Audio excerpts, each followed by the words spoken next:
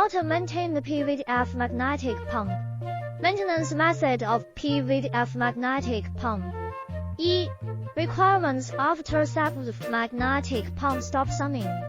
After magnetic pump stops running, the inlet valve of the pump should be closed, and the valves of the auxiliary system should be closed in turn after the pump cools down. The put-fire temperature pump should be stopped according to the provisions of the equipment. Technical documents. After stopping, it should be cranked for half a circle every 20至30分 until the temperature of the pump body drops to 50.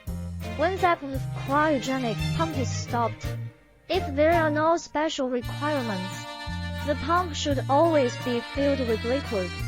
The suction valve and the discharge valve should be kept normally open. The cryogenic pump with double-end mechanical seal. The liquid level controller and the sealing liquid in the pump sealing cavity. The grouting pressure of the pump should be maintained.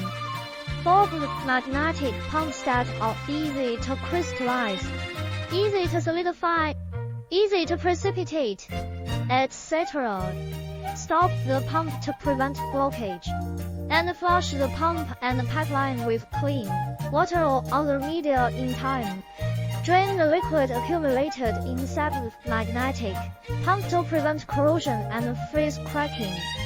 The above is about the maintenance of two-valved magnetic drive pump. If you have any questions, please contact us. We will serve you wholeheartedly.